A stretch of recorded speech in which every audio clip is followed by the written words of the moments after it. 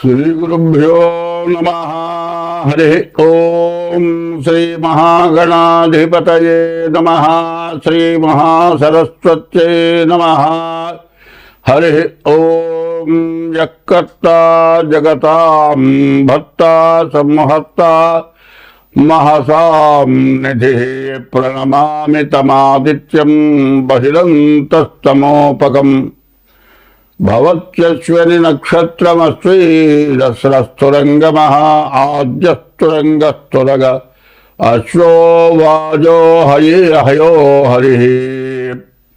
మార్చి 29 నుండి 6 గ్రహాలు ఒక రాశిలోకి వస్తున్నాయి, మీనంలోకి వస్తున్నాయి. 2 సంవత్సరాల 6 మాసాలు మార్చి 30కి శని కుంభరాశిలో నుంచి మారి మీన రాశిలోకి వస్తున్నాడు. సంవత్సరం 10 నెలలకు రాహువు మీనరాశి నుంచి కుంభరాశికి వస్తున్నాడు. కానీ ఈ గ్రహాలు 6 గ్రహాలు ఒక చోట చేరినాయి. 6 గ్రహాలు ఎట్లా చేరినాయి, ఎందుకు చేరినాయి, ఏమిటి కారణం, దీనివల్ల వచ్చే కష్టమా నష్టమా సుఖమా దుఃఖమా అనేది ఆలోచించుకోవాలి. ఇంతకుముందు 60 సంవత్సరాలకి పూర్వంలో అష్టగ్రహ కూటమి అనేది ఇచ్చింది. ఈ అష్టగ్రహ కూటమి వచ్చినప్పుడు కొంతమంది మానవులు నడుస్తూ పడిపోయి పురాణాలు జరిగారు. మంచం మీద పడుకున్నవాడు పడుకున్నట్లే ప్రాణాలు పోయినాయి. తెల్లవారు చూస్తే మనిషి శవమై ఉన్నాడు. ఇట్లా రకరకాలైన మరణాలు, రకరకాలైన వ్యాధులు, రకరకాలైన సమస్యలు వచ్చినాయి. ఇప్పుడు కూడా 24వ సంవత్సరం 2024వ సంవత్సరం నుంచి 2027వ సంవత్సరం వరకు 24, 25, 26, 27 ఈ 4 సంవత్సరాలు కూడా దుష్ట చతుష్టయం అని చెప్పాలి. 24లోనే కొన్ని రకరకాలైన సమస్యలు, బాధలు బాగా పెరిగిపోయి అసలు ఎట్లా బతకాలి, మానవుల కంటే రాక్షసులైనటువంటి జనం, రాక్షసులంటే వేరే లేరు, మానవుల్లోనే రాక్షసులు, రాక్షసత్వం ప్రబలిపోయి చాలా సమస్యలు వచ్చినాయి. అదే కాదండి, ఈ మధ్య కొన్ని యుద్ధాలు వచ్చినాయి. మరి ఉక్రెయిన్ మీద మరి ఇంకో దేశం, ఆ దేశం యుద్ధం చేసింది రష్యా, అమెరికా. రష్యా ఏం చేసింది, ఉక్రెయిన్ కూడా ఒకప్పటి రష్యాలో భాగమే. మరి వాళ్ళల్లో వాళ్ళు గొడవలు పడి మరి దాన్ని చాలా భాగంలో ఉన్నటువంటి వాడు విడిగా అన్నదమ్ముల్లాగా విభజన అయిపోయిన తర్వాత తమ్ముడు అన్న మీద ఎదురు తిరిగినట్లుగా ఉక్రెయిన్ రష్యాకి ఎదురు జరగటంతో వారిద్దరికీ యుద్ధం వస్తే మధ్యలో కొన్ని దేశాలు ఉక్రెయిన్ని సపోర్ట్ చేసి యుద్ధం జరిపింది. ఈ యుద్ధంలో ఎంత నాశనం అయిపోయిందో, ఎన్ని భవనాలు, ఎన్ని రకాల ఆస్తులు సర్వనాశనం అయిపోయినాయో మనందరికీ కూడా బాగా తెలుసు. మానవ జన్మ ఎత్తిన వాళ్ళు, చదువుకున్న వాళ్ళందరూ కూడా ఇది పెద్ద యుద్ధం, ప్రపంచ యుద్ధంగా మారిపోతుంది అని భయపడ్డాం. అటువంటి యుద్ధం మారింది అంటే కారణం ఏంటంటే గ్రహాల యొక్క సమస్య 24లో ఈ విధంగా మనకు జరిగింది. మనకి జరుగుతుంది 25 ప్రారంభమైంది, 25, 26, 27. ఇప్పుడు ఒక్కొక్క రాశికి ఒక్కొక్క రకంగా ఉన్నది అని చెప్పటం కాదు ఇక్కడ కావాల్సింది, అందరికీ ఉన్నది. ఎట్లా ఉన్నది అంటే ఒక ఇంట్లో ఒక వ్యక్తికి ఒక గ్రహం బాగాలేదనుకోండి, దానివల్ల ఒక వ్యాధి వచ్చింది. ఆ వ్యాధి నిర్మూలన చేయాలి అంటే ఇంట్లో ధనం ఖర్చు పెట్టాలి, అందరూ కూడా దానికి త్యాగం చేయాలి. అట్లా చేస్తేనే ఆ ఇంట్లో వాళ్ళకి ఆ వ్యాధి తగ్గటానికి వీలవుతుంది. ఇది ఒక ఇంటికి ఒక కుటుంబానికి వచ్చిన వ్యాధి కాదు, ప్రపంచానికి వచ్చిన వ్యాధి. ఈ షష్టగ్రహ కూటం ప్రపంచానికి వచ్చిన వ్యాధి. ఎందుకంటే నేను చాలామంది బలాల రాశి వరకు ఇబ్బంది, బలాల రాశి బాగా బాగుంది, బలాల రాశి వల్ల బాగా సంపాదించుకుంటారు, ఇటువంటి మాటలు కాదు చెప్పాల్సింది. ఎప్పుడు కూడా మంచి చెప్పాల్సిన అవసరం లేదు. నువ్వు కోటీశ్వరుడు అవుతారా అని చెబితే, కాదయ్యా నువ్వు పుట్టినప్పటి నుంచి కోటీశ్వరుడు అంటే నువ్వు నా జాతకం చెప్పేది కింద నాకు కోట్లున్నా నువ్వు చెప్పేది ఏందని అడుగుతాడు. అది కాదు కావాల్సింది. నీకు కోట్లు ఉన్నా కూడా మధ్యలో నష్టం వచ్చేసేసి 60 సంవత్సరాలు సంపాదించిన మొత్తం సర్వం పోయి కేడా ప్లాట్ఫారం అయిపోయే పరిస్థితి వచ్చినప్పుడు దాన్ని గుర్తు చేయటం ధర్మం. అట్లాగే ఇప్పుడు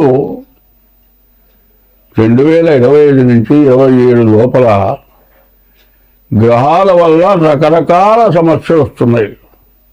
ఇవాళ ఇప్పుడు మనం ఆనందంగా ఉన్నామనేది కాదు, అందరం బాగుండాలి. ఇప్పుడు సమస్యలు ఏమిటంటే మన మతం హిందూ మతం.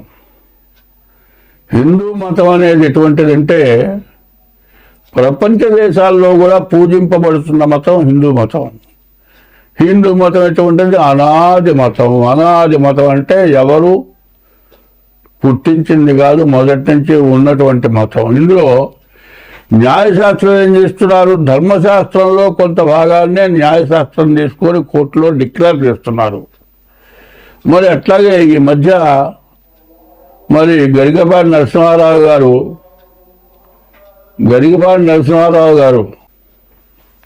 ఈ 6 గ్రహాలు ఒకచోటి చేరినాయి. ఇప్పుడు 60 ఏళ్ల క్రితం అష్టగ్రహం 8 గ్రహాలు ఒక చోట చేరినాయి. ఈ గ్రహాల వల్ల వచ్చినటువంటి సమస్య ఏమిటి? ప్రతి వాళ్ళు రకరకాలుగా చెబుతూ ఉన్నారు. ఇది కాదు మనకు కావాల్సింది. మెయిన్ అసలు ఏమిటి? ఆ మెయిన్ ఎట్లా ఉంటుంది? మెయిన్ అనేది మొదటిది ఎట్లా ఉంటుంది? ఏమంటే శరీరం ఉంది కదా, శరీరానికి 8 రంధ్రాలు ఇచ్చారండి. ఆ 8 రంధ్రాలు ఏంటి? చెవులు 2, కళ్ళు 2 4, ముక్కులు 2 6, నోరు 1 7. 9 రంధ్రాలు ఎక్కడున్నాయి? ఈ మెడకాయ దగ్గర నుంచి పైన 7 రంధ్రాలు ఉన్నాయి. మిగతా 2 రంధ్రాలు 1 2 మొత్తం కలిపి 9 రంధ్రాలు అయినాయి. ఈ 9 రంధ్రాలు 9 గ్రహాలు అయినాయండి. ఈ 9 గ్రహాలుగా 9 రకరకాల ధాన్యాలు ఉన్నాయండి. ఈ 9 సంఖ్య ఎన్ని రకాలుగా ఉందో చూడండి. మరి చిరుధాన్యాలు అంటున్నారు ఇవాళ. ప్రతి వాళ్ళు చిరుధాన్యాలు 9 రకాల ధాన్యాలు తినమంటున్నారు. అట్లాగే 9 రంధ్రాలు, 9 గ్రహాలు, ఇవన్నీ కూడా ఏం చేస్తున్నాయి అనేది మనకు కావాలి మెయిన్గా. అయితే ఎవడికో వస్తుందనే మాటకి నేను అడుగుతున్నాను. ఎవడికో కాదు, నీకే రావచ్చు. కన్నుందండి, కన్ను ఒక గ్రహం రక్షణ చేస్తుంది, ఒక గ్రహం చెవుల్ని రక్షణ చేస్తుంది, ఒక గ్రహం నోరుని రక్షణ చేస్తుంది, ఒక గ్రహం ముక్కుని రక్షణ చేస్తుంది, ఒక గ్రహం కాళ్ళు చేతులు వీటిని రక్షణ చేస్తుంది. దీంట్లో ఏది రక్షణ చేయకపోయినా ఎవరికి ఇబ్బంది? నీకేగా ఇబ్బంది. అట్లాగే కుటుంబ వ్యవస్థలో ఎవరో ఒకళ్ళకి ఇట్లా ఇబ్బంది కలిగితే అవుతుంది, అందరికీ బాధే. సరే, కుటుంబంలో ఒక వ్యక్తికి ఒక ఇబ్బంది కలిగితే కుటుంబంలో వ్యక్తులందరికీ ఇబ్బంది కదా అనుకుంటే, ఒక దేశానికే ఇబ్బంది కలిగితే దేశంలో ప్రజలందరికీ కూడా ఇబ్బంది కలుగుతుంది. రాజపాపం పురోహిత, రాజు చేసినటువంటి పాపాన్ని పురోహితుడు అనుభవించాలి, పురోహితుడు చేసిన పాపాన్ని ప్రజలు అనుభవించాలి. ఈ అనుభవం లేకుండా పోవాలంటే దైవభక్తి కావాలి. ఈ దైవభక్తి అనేది ప్రధానంగా ఉండాలి. ఏమండి, జ్యోతిష్యం చెబుతున్నారు, జ్యోతిష్యంలో మాకు జరగట్లేదు, మాకేమీ లేదు, అంతా జ్యోతిష్యం ఏం చెబుతున్నారు, తలాడు చెబుతున్నారు, ఏది చెప్పినా ఏది చేసినా మాకు బాధలు పోవటం లేదు అనేవాళ్ళు చాలామంది ఉన్నారు. ఎందుకు పోవటం లేదు? మనం జ్యోతిష్యం ప్రకారం పూజ చేశాము, పూజ చేస్తే ఎందుకు పోలేదు అనేది కాకుండా పూజల వల్లే పోవటం లేదా, ఇంకే దీనివల్ల పోవటం లేదు మనకి ఈ బాధలు అనేది మనం మెయిన్గా ఆలోచించుకోవాలి. ఎట్లాగూ ఎప్పుడు కూడా స్త్రీని తల్లి, భూమి తల్లి, అమ్మవారు తల్లి, అట్లాగే ఇంట్లో గృహిణి తల్లి. ఆడమనిషిగా ఏం చెప్పారు? 4 రకాల స్త్రీలు ఉన్నారు. మరి ఈ 4 రకాల స్త్రీలలో మంచి జాతి స్త్రీలు ఉన్నారు, రకరకాలు ఉన్నారు. వాళ్ళ వల్లే ఈ లోకం, దేశం బాగుపడుతోంది. అందువల్ల భార్యని పెళ్లి చేసుకున్న తర్వాత వాడు ఇంట్లోనే భార్యని అట్టు పెడుతున్నాడు. భార్య ఇంటి బాధ్యతలను తీసుకుంటోంది. ఎవరిని ఎట్టా చూడాలో అట్టగా చూస్తోంది. ఆమె ఎట్లా ఉంటుంది? కార్యేషు దాసి, చేసే పనులలో దాసిగా పనిచేస్తుంది. కరణేషు మంత్రి భర్తకి సలహా ఇవ్వటంలో మంచిగా ఉపయోగపడుతోంది. భోజ్యేషు మాత, భర్తకి భోజనం పెట్టేప్పుడు తల్లిలాగా పెడుతోంది. శయనేషు రంభ, భర్తతో పడుకున్నప్పుడు రంభలాగా ఉంటుంది. షట్కర్మయుక్త, 6 కర్మలు చేస్తోంది. కులధర్మపత్రి అన్నారు. భర్త అంటే భరాయించేవాడు, భార్య అంటే భాగాన్ని పంచుకుండేది. ఈ 2 భూమి ఆకాశం. సూర్యుడు భూమి తల్లి, సూర్య భగవానుడు తండ్రి. వాళ్ళెట్టాగో మన భూలోకంలో కూడా భార్య భర్త సూర్యుడు, భార్య భూమి. భూమి ఏం చేస్తుంది? భూమిలోంచి నీళ్ళు వస్తున్నాయి, నవధాన్యాలు పండుతున్నాయి, మరి సముద్రంలో ఉప్పు నీళ్ళు వస్తున్నాయి, మరి నదిలోని మంచినీళ్ళు వస్తున్నాయి. ఇవి కాక విషవాయువులు వస్తున్నాయి, ఆయిల్స్ వస్తున్నాయి.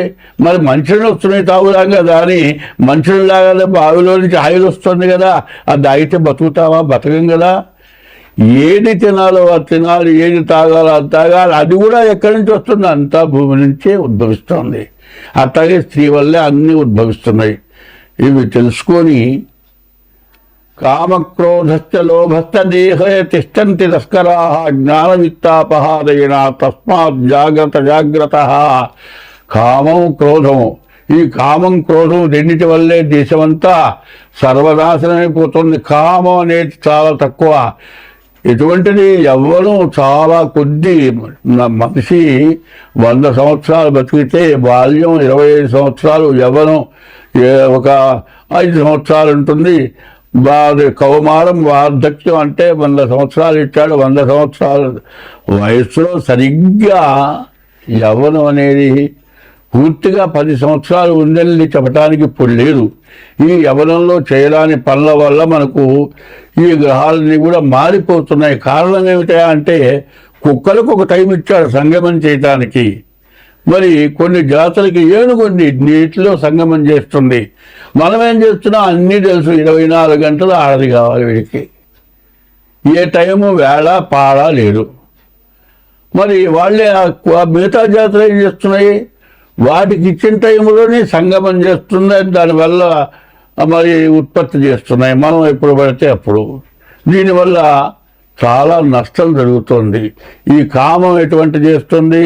ఇంట్లో భార్య ఉందంటే వాడు ఏం చేస్తాడు? ఇంకొక ఈమె 4 పిల్లలు పుట్టారు. ఈ విధంగా ఓపిక పోయింది, శక్తి నశించిపోయింది, రూపంలో కళ తగ్గింది. ఇంకొక దొరికింది పనిచేసే చోట.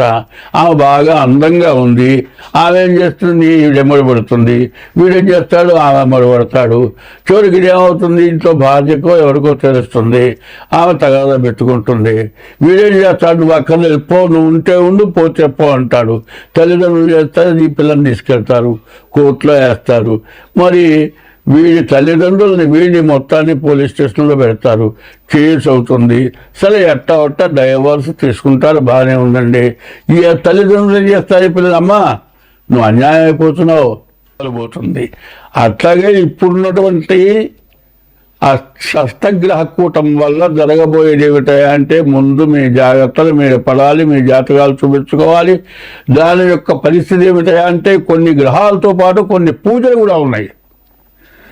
ఆ గ్రహ దోషాలతో పాటు పూజలు చేయాలి. పూజలు ఎందుకు చేయాలి? నువ్వు చేసిన పాపం పోవటానికి కొన్ని పూజలు చేయాలి. సూర్యుడు నీకు బాగా సూర్యుడికి అధిదేవత ఈశ్వరుడు రుద్రుడు. సూర్యుడు జపంతో పాటు రుద్రుడు కూడా అభిషేకం చేయాలి.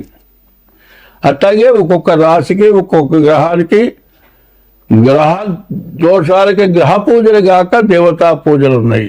ఈ దేవతా పూజలు కూడా చేసుకోవడం చాలా అవసరం. ఇట్లా ప్రవర్తించడం, ప్రతిరోజు కూడా నీ ఇష్టదేవాన్ని పూజించడం ఇవన్నీ చేసుకోవడమే కాక ఇది ఫిబ్రవరి నెల చాలా దగ్గరలోకి వచ్చింది. ముందుగా మీ జాతకాలు చూపించుకొని మీకు ఏం చేయాలో చేసుకొని, అయితే బాధలు తప్పవు. 100 వంతులు కాకుండా 25 వంతులు తగ్గుతాయి, 75 వంతులు మీరు బయటపడతారు. కాబట్టి ఈ విషయాలు మీరు బాగా అర్థం చేసుకొని జాగ్రత్తగా మీ జాతకాలు చూపించుకొని అన్ని విధాలా బాగుంటుంది. మీరందరూ సుఖంగా ఉంటారు. అందరం బాగుండాలి. బ్రాహ్మడు గోవు బాగుండేటైతే ప్రజలంతా కూడా బాగుంటారు, దేశం అంతా బాగుంటుంది. గోబ్రాహ్మణేభ్య శుభమస్తు నిత్యం లోకా సమస్త సుఖినో భవంతు అని చెప్పింది. కాబట్టి అందరం బాగుండాలి అంటే ముందు చెప్పిన విధం ప్రవర్తించండి. స్వస్తి. 2025 ఫిబ్రవరి నెల 6వ రాశి కన్యారాశి. కన్యామిథున రాశులకు బుధుడు అధిపతి. ఈ రాశికి గురువు శుక్రుడు బాగున్నాడు, గురువు కుజుడు బాగున్నాడు. గురువు వల్ల విద్య, ఉద్యోగం, వ్యాపారం, విదేశీయానం పనికొస్తుంది. కుజుడు వల్ల ఇల్లు కానీ భూములు కానీ కొనుక్కుంటానే బాగుంటుంది. ఇంతకుముందు ఏదైనా వ్యాధులున్నా వ్యాధులు నిర్మూలం అయిపోయి బాగుంటానికి బాగుంది. అయితే 8 గ్రహాల్లో 6 గ్రహాలు బాగాలేవు, 2 గ్రహాలే బాగున్నాయి. కాబట్టి ఇది కూడా కాస్త బాగా కష్టమైనటువంటి రాశి అని చెప్పాలి. అయితే ముఖ్యంగా చెప్పాల్సింది ఏంటంటే కొన్ని రాశుల్లో గురువు, కుజుడు, శని ఈ 3 గ్రహాల్లో ఏ ఒక్క గ్రహం బాగుండకపోయినా మిగతా 7 గ్రహాలు బాగున్నా కూడా నష్టమే జరుగుతుంది. అదే గురువు, కుజుడు, శని 3 ఏ 2 గ్రహాలు బాగుండకపోయినా మిగతా 6 గ్రహాలు బాగున్నా నష్టమే. ఇప్పుడు ఇక్కడ వచ్చిన పరిస్థితి ఏమిటాయంటే ఈ రాశుల్లో మరి ముఖ్యంగా మనం చెప్పాలి అంటే గురువు బాగున్నాడు, కుజుడు బాగున్నాడు, మిగతా 6 గ్రహాలు కూడా బాగలేవు. గురువు కుజుడు వల్ల వచ్చే ఉపయోగం ఏంటంటే చదువు బాగుంటుంది, ఉద్యోగం బాగుంటుంది, ఉద్యోగంలో ప్రమోషన్ పోవడానికి బాగుంది. విదేశాలకు పోవాలంటే రిజెక్ట్ అయిన వాళ్ళు కూడా విదేశాలకు పోవడానికి అవకాశం ఉంది. కుజుడు ఆస్తులు కొనుక్కుంటానికి బాగుంది. ఏదైనా వ్యాధి వచ్చి తగ్గదు, మా వల్ల కాదు అనుకున్నది కూడా తగ్గడానికి అవకాశం ఉంది. ఇంత మంచిలో 6 గ్రహాలు బాగాలేవు. ఇంత మంచి ఉంది కదా అంటే రకరకాల బాధలు ఏమిటాయంటే నాయన తద్దినంట, భార్య గర్భవతిట, వీడికేమో కాలు ఇరిగిందిట. భార్య గర్భవతి అయితే ఆసుపత్రిలో చూస్తాడా, తండ్రి తద్దినం పెడతాడా, పిల్లవాడికి చదువు సరిగా లేదుట, వాడు ఇంకో చోట ప్రైవేట్ చేపిస్తాడా, ఇన్ని చేయలేడు. అంతా బాగుంది. ఈ మిగతా వాటి వల్ల ఏమవుతుంది, చాలా ఇబ్బంది అవుతుంది. కాబట్టి ఇది టైం మాత్రం చాలా మంచి టైము. ముందు జన్మలగ్న రీత్యా చూసుకోండి. మిగతా గ్రహాలు ఏవి బాగాలేవో జన్మలగ్న రీత్యా చూస్తే తెలుస్తుంది. కాబట్టి ఈ రాశి వాళ్ళు జాగ్రత్తగా ఉండటం చాలా అవసరం. అన్నిటికంటే ముందు మనం చేయాల్సింది తెల్లవారి ప్రతి వ్యక్తి నిద్ర లేచిన తర్వాత ఇవాళ ఉదయం నుంచి సాయంత్రం దాకా మనం ఏం చేసాం, సాయంత్రం కూడా కూర్చొని ఆలోచించుకోవాలి. మంచి చేస్తే పర్వాలేదండి, ఏదైనా చెడు చేస్తే చేసిన తప్పేమిటి, ఇది చేయకూడని పని చేశాను అని తెలుసుకోవాలి. అది తెలుసుకుంటే నీకు ఎంతైనా ఉపయోగం ఉంటుంది. ఇప్పుడు ఒక చిన్న విషయం చెప్తాను. అనాథప్రేత సంస్కారే కోటి యజ్ఞ ఫలం లభేత్ అన్నారు. దిక్కులేని వాడు రోడ్డు మీద చచ్చిపోయినాడండి, వాడిని తీసుకెళ్ళి మట్టి చేస్తే కోటి యజ్ఞాలు చేసిన ఫలితం ఉంది అన్నారు. అది ఎంత మంచి పని. ఆ పని చేయడానికి ఎవరైనా ఇష్టపడతాడా? బాగా ఉన్న వాళ్ళలోనే సరే ఎవరిలో చచ్చిపోతే శవాన్ని మొయ్యాలంటే ఒకడంటాడు నా భార్య గర్భిణితో ఉందండి అంటాడు, ఇంకోడు అంటాడు మాలో ఎవరు మొయ్యమండి అంటారు. అంటే నీ భార్య గర్భిణితో ఉందండి, నీతో మీ నాయన చచ్చాడు అనుకో, మరి శ్మశానాన్ని పోకుండా ఉంటావా? మరి వాడి పోయినప్పుడు వీడికి ఎందుకు పోవును? ఎప్పుడు కూడా కష్టం అనేది అందరికీ ఒకటే కష్టంగా ఆలోచించుకోవాలి. అది ధర్మం. ధర్మో రక్షతి రక్షిత అని, నీవు ధర్మాన్ని నువ్వు రక్షిస్తే నా ధర్మం రక్షిస్తుంది. కాబట్టి అవసరమైన టైంలో అవసరమైన పని చేయడం చాలా అవసరం. ఎందుకంటే కొన్ని సమస్యలు బాగా క్రిటికల్లో వస్తూ ఉంటాయి. ఓ రోజు మేము మా స్నేహితుడు నేను నాటకం చూస్తున్నాం. నాటకం చూస్తుంటే అతని కొడుకు వచ్చేసి అమ్మకి సీరియస్ అయిపోయింది, కోమాలో పోయింది అన్నాడు. వాడు చాలా బీద వ్యక్తి. వాడి దాన్ని వెళ్తున్నాను, వదిలిపెడితే వెళ్ళిపోతాడు. ఏడు మొహం పెట్టుకున్నాడు. ఎన్ని కూడా వచ్చిన 10 పోయినాం. పోయి చూస్తూ షుగర్ బాగా రేజ్ అయిపోయింది, కోమాలోకి వెళ్ళిపోయింది. అంతా మేమంతా పౌరాణిక నాటకాలు వేసేవాళ్ళం. ఇంకొక ఆయన నాటకాలు వేసే డాక్టర్ ఒక ఆయన ఉన్నాడు. సరాసరి ఆయన దగ్గరికి తీసుకెళ్ళా. వెంటనే చూశాడు. మరి గ్యాస్ ఎక్కిచ్చాడు, గ్యాస్ పెట్టాడు, మరి సిలిండర్ ఎక్కిచ్చాడు. మరి ఏదైనా సరే మీ హాస్పిటల్లో లాభం లేదు, పెద్ద హాస్పిటల్ తీసుకెళ్లాలన్నాడు. అంబులెన్స్ మాట్లాడాడు, సమయానికి ఏదో మందులు వాడాడు. ఇంకో డాక్టర్ని అంబులెన్స్లో పెట్టాడు. దీని వరకు ఖర్చులు 5,000 ముందు. ఆ 5,000 ఖర్చు పెడితే ఆ హాస్పిటల్ దాకా ఈ మనిషి చేరుతుంది, లేకపోతే ఈ లోపలే ప్రారంభమవుతుంది. కరెక్ట్గా నా జేబులో 5,000 ఉన్నాయి. తీసి 5,000 ఇచ్చేసా. ఇంట్లో కూడా రూపాయి లేదు. ఇంటికి వస్తే పాల ప్యాకెట్ తేవాలంటే డబ్బులు లేవు. సరే ఆ డబ్బులు ఇచ్చాను, అంబులెన్స్ పంపించాను. భర్త వెళ్ళాడు. మా స్నేహితులు నలుగురికి ఫోన్లు చేశారు, ఇట్లా సంగతిగా బలాల వాడికి ఇట్లా ఉందనగానే అందరూ భూమి కూడారు. దాదాపు 5-6 లక్షలు అయింది. అమ్మాయి బతికింది, బయటపడ్డది. తలగాస్తేసుకున్నారు. అయితే ముందు ఈ 5,000 ఖర్చు పెట్టకపోతే ఆ మనిషి బతికేది కాదుగా. ఆ 5 లక్షలు పెట్టింది లెక్క, ఈ 5,000 పెట్టింది లెక్క. ఈ 5,000 పెట్టిన దాని గురించి అందరూ సంతోషపడ్డారు. 5,000 బతికించబట్టే కదా అంటే, అదే మీరున్న వాళ్ళని బీదవాడిని నా చేత నేను చేశానన్నా. కాదండి, నువ్వు చేయబట్టే ఆ మనిషి బతికిందన్నారు. మనం అట్లాంటి ధర్మమైన పని చేయాలి. అవసరం ఎట్లా ఉంటుందో అవసరాన్ని బట్టి ఖర్చు పెట్టాలి. అనవసరమైనప్పుడు కాదు ఖర్చు పెట్టాల్సిందే. అవసరమైనప్పుడు ఖర్చు పెడితే అది ఉపయోగం ఉంది. అవతల మనిషి యొక్క బాధ తెలుసుకోవాలి, అట్లా ఉండాలి. అట్లా ఉండేటట్లయితే నీకు ఏ గ్రహాల వల్ల ఎటువంటి దోషం వచ్చినా ఆ దోషం పోయి నువ్వు బయటపడతావు. అది మాత్రం గుర్తుపెట్టుకోవాలి. కష్ట టైంలో మాత్రం చాలా అవసరం. 3 రోజుల నుంచి అన్నం లేని వాడికి అంత అన్నం పెడితే చాలండి. వాడు కడుపు నిండా కూడా తినలేడు అసలు. అప్పుడు 3 రోజుల నుంచి అన్నం తిన్నవాడు అసలే అన్నం తినలేడు. వాడు ఏం చేస్తాడు? కాసిన మజ్జిగ ముందు తాగుతాడు. మజ్జిగ తాగి ఒక గంట కుదిరబడ్డ తర్వాత కాస్త మజ్జిగను తింటాడు. తర్వాత వేరే అన్నం తింటాడు. అదే ఆ మజ్జిగ తాకపోతే వాడు చచ్చిపోతాడు.